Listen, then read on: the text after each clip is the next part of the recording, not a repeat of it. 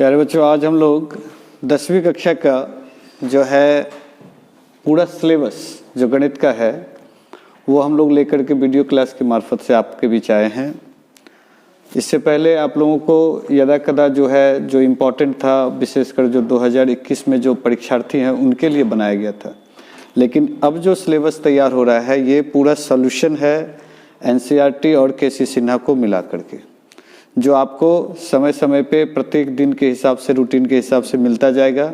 आप लोग इसको स्टडी करें और इस विषय की निश्चित रूप से है कि अगले 2-3 महीने में जो है ये पूरा सिलेबस कंप्लीट कर दिया जाएगा और आपका पूरा गणित का जो सिलेबस है वो पूरी तरह से कंप्लीट हो जाएगा। इसके बाद फिर हम लोग देखेंगे कि और जो आप लोगों के लिए ज़रूरी है वो वीडियो हम लोग आपके बीच रखेंगे। तो सबसे पहले हम लोग ये चलें कि 10वीं कक्षा के जो परीक्षार्थी हैं उनके बाद वाला जो जूनियर बैच है, यानी कि जो अभी 9th क्लास में ऑलरेडी पढ़ रहे हैं और उनका जो सिलेबस, मेरे विचार से आप लोगों का 9th क्लास का सिलेबस आप जहाँ भी पढ़ते होंगे वो ज़रूर पूरा हो गया होगा या पूरा होने वाला होगा। तो उन सभी बच्चों के लिए हम लोग जो है सिलेबस को लेकर के आए हैं जो अब 10वीं कक्षा में जाएंगे, और आप लोग उस 10वीं कक्षा का पूरी तरह से स्टडी करें और गणित को जो है एक बर्डन ना समझ करके एक मनोरंजक के रूप में देखें। तो सबसे पहले हम लोग सिलेबस देखें। मैथ का ये है, मैं टॉपिक वाइज इस चीज़ को मैं यहाँ पर बताना चाह रहा हूँ कि ये आप लोगों को कुल 7 टॉपिक को पढ़ना है 10वीं कक्षा में। उसमें कुछ टॉपिक आप पहले पढ़ चुके हैं 9th वगैरह में, बस उसी का एक एडवांस रूप आप लोगों को मिलेगा। लेकिन कुछ ऐसे भी टॉपिक है जो आप लोगों ने अभी तक गणित में नहीं देखा है, लेकिन मैं आपको विश्वास दिलाऊं कि बहुत ही मनोरंजक है। और मेरा जो व्यक्तिगत अनुभव है कि अगर जिसका 9th क्लास जिन बच्चों का अच्छा होगा उनका जो है निश्चित रूप से 10वीं कक्षा का जो है वो सिलेबस बहुत ही अच्छा होगा। तो आप घबराएं नहीं, परेशान ना हो। मैं एकदम आपके दावे के साथ कहता हूँ कि गणित अगर आपको किसी भी कारण से बोरिंग या फिर कठिन लगता होगा तो इस वीडियो के मार्फत से आपको देखना होगा, देखिएगा कि आपको जो है ये मैथ के प्रति इंटरेस्ट जगने लगेगा। और अगर आप ये पूरा वीडियो यानी पूरा सिलेबस को आप ले लेते हैं तो निश्चित रूप से 100% मार्क्स के आप हकदार होंगे। और गणित ही एक ऐसा विषय है जिसमें 100% मार्क्स निश्चित रूप से बिहार बोर्ड में भी आते हैं बच्चों को। तो ये रहा मैथ का। मैं इनमें बता रहा हूँ कि 7 टॉपिक पढ़ना है। पहला है नंबर सिस्टम यानी संख्या पद्धति, और उसमें जो पढ़ना है वो है रियल नंबर यानी वास्तविक संख्या को पढ़ना है। ये आपने 9th में भी पढ़ा, 10th में भी पढ़ेंगे, लेकिन उससे अलग एडवांस। इसमें एक एक्सरसाइज मात्र पढ़ना है, वो है 1, और इसमें फिर उपभाग 4 है, 1.1, 1.2, 1.3, 1.4। इस तरह से ये हो गया।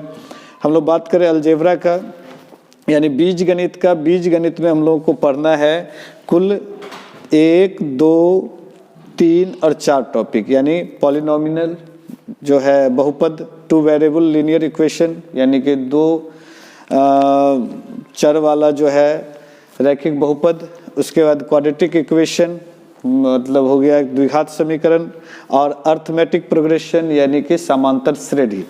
तो इसमें आप लोगों को दूसरा, तीसरा, चौथा और पांचवा, दूसरा हो जाएगा पॉलिनोमियल बहुपद का, तीसरा हो जाएगा 2 चर वाले जो है रैखिक बहुपद का, 4 नंबर हो जाएगा कि द्विघात बहुपद, और 5वां हो जाएगा क्या, तो अर्थमेटिक प्रोग्रेशन यानी कि समांतर श्रेणी।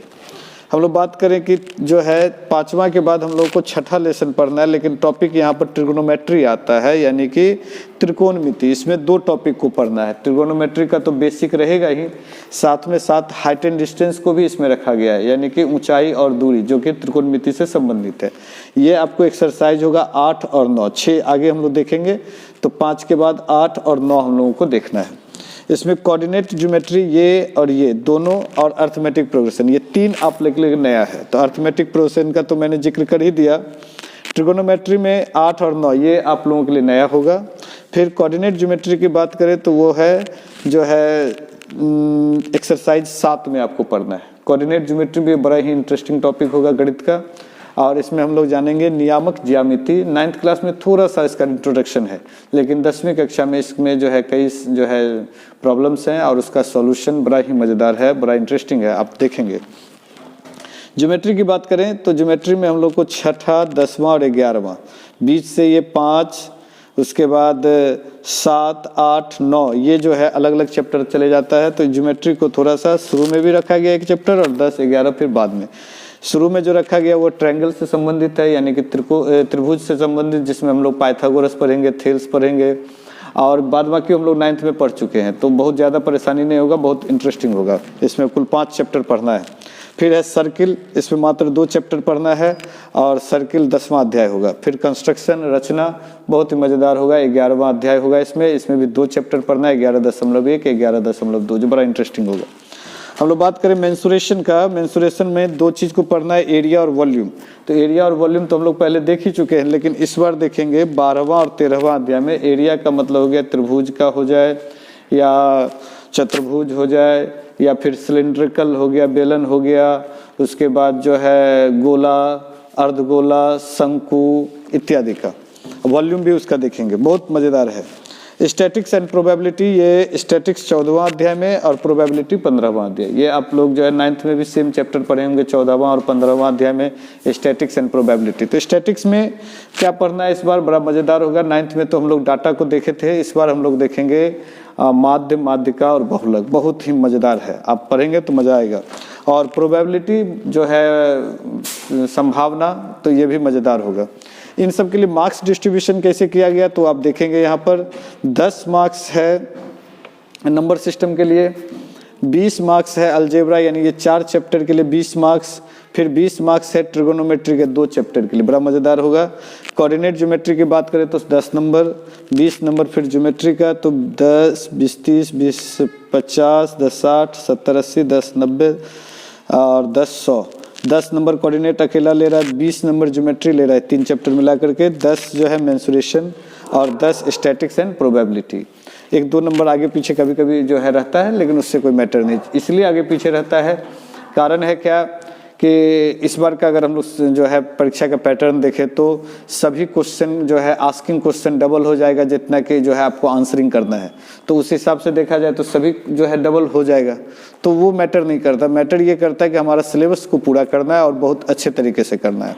आप लोग गणित के प्रति भय को हटाएं, और मैं आपको विश्वास दिलाना चाहता हूँ कि आप जो है अगर हमारे चाणक्य परिवार से जुड़े रहते हैं, यूट्यूब चैनल से जुड़े रहते हैं, तो आपको निश्चित रूप से देखेंगे कि आपको पूरा सिलेबस अगले 3 महीने में, अगले 90 से 100 दिन के अंदर जो है मैं पूरा करवाऊंगा।